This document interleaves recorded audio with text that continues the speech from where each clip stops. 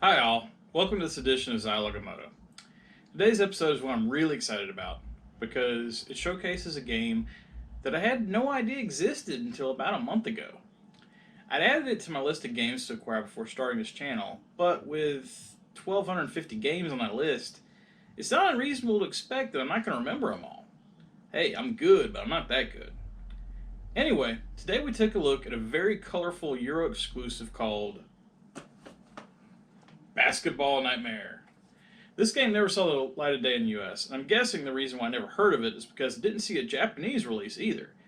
In the US in the late 80s and early 90s, European exclusives just didn't get that much press in the States, and all the import shops were getting their stock from Japan. Also, this isn't a port of a game from another system or an arcade game, and it's a Sega first party title, so it's pretty unique in that regard. Or maybe it isn't. Maybe I'll find out as I try to collect more of these European Master System releases that never came out here. I'll find more of these titles. But I kind of doubt it. And for all of you whining about another sports title, settle down. This is not your average basketball game. Let's take a look. And here's Basketball Nightmare. This copy's in decent shape. You can see obviously in the upper right corner here, it's got a little bit torn, and the hang tab's been removed. But the cover insert is in fantastic condition. I mean, just look at that color there. And you can definitely tell this is a later Master System release due to just, it looks like they put a lot more effort into this than those early, really bad covers. And also the lettering is in bold. You definitely know the later releases. They figured out they needed to have their names stand out a bit more. I know, really, crazy idea there, right? And yeah, I know it says sports in big letters here. I mean, I'm trying my best. What can I tell you? On the best, on the back here, sorry about that. I don't know if you can really tell from here. Hopefully you can tell. You can tell this is a Euro version because you've got the description in all 6 languages here. And then as we open a box, you can see you've got the thicker manual, and it's in landscape. So anytime you see that, you always know that it's a Euro release. It's in decent shape. Obviously, there's a little bit folding here. I mean, these manuals they're straight paper. They're not really magazine stock, so they're going to be a little bit more susceptible to folding. And then as we open it up again, you can see 6 different languages. Some nice pictures, though. I mean, it's obviously it's only white and blue like always, but I like the artwork in these.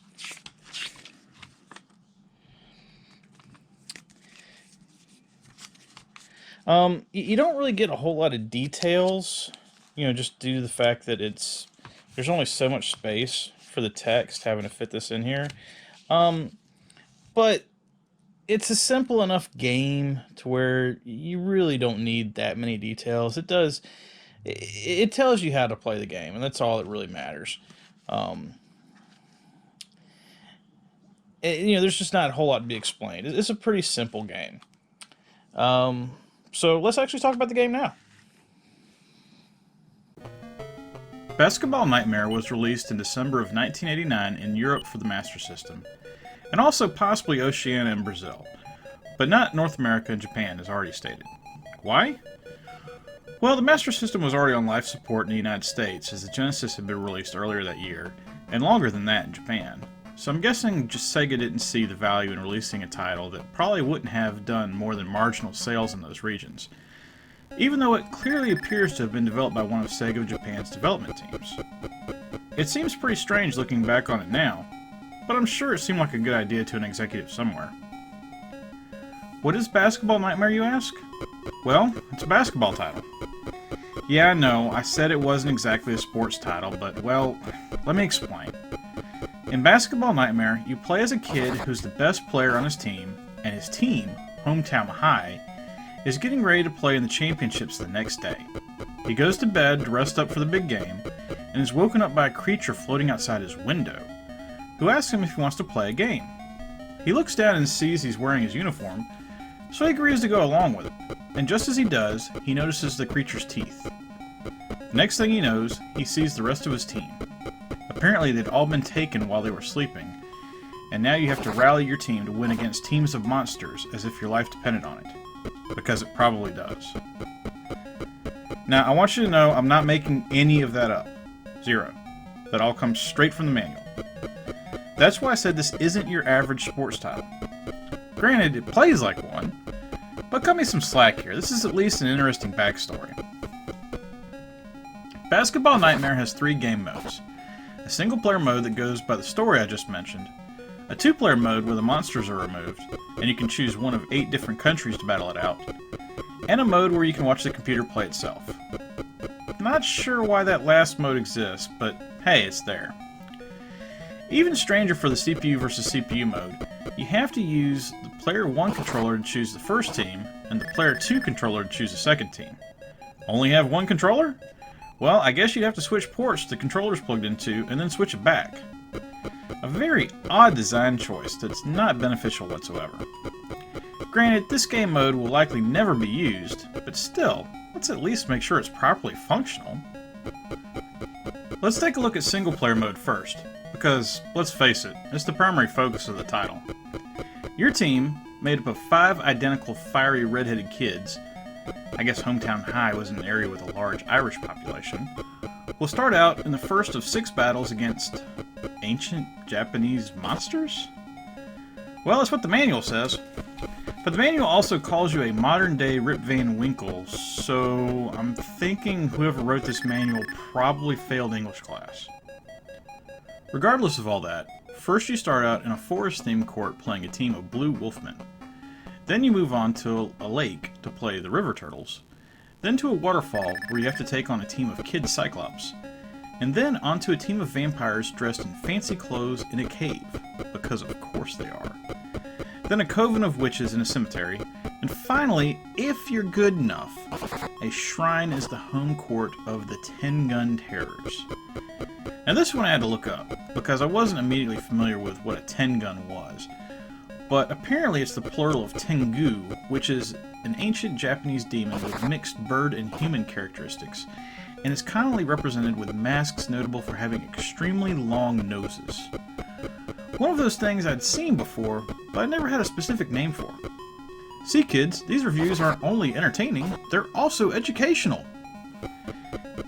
Anyway, if you can manage to take down the 10-Gun Terrors, you'll be victorious and be presented with a short credits sequence that features the slam dunk animations of all the teams, amongst the names of all the game programmers, etc.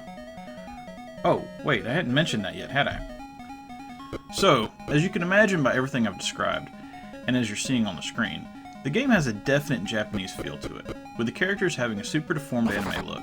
And if you don't know what that means, I'd refer you back to episode 1, except I don't think I really explain it there either, so you know what, just go look it up. Going along with that anime feel, most of the game plays like a straightforward basketball game, except for when either you or the computer goes up for a dunk.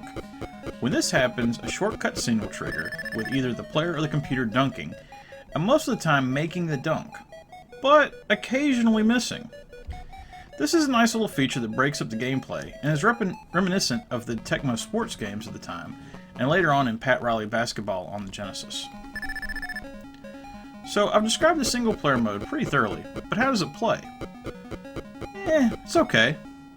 The graphics in the game are very nice and colorful, staying true to its anime roots. The game animates up to 10 characters on a screen at a time, plus the basketball. The frame rate remains steady at all times, with no slowdown, but at a cost of lots of flickering on the various characters.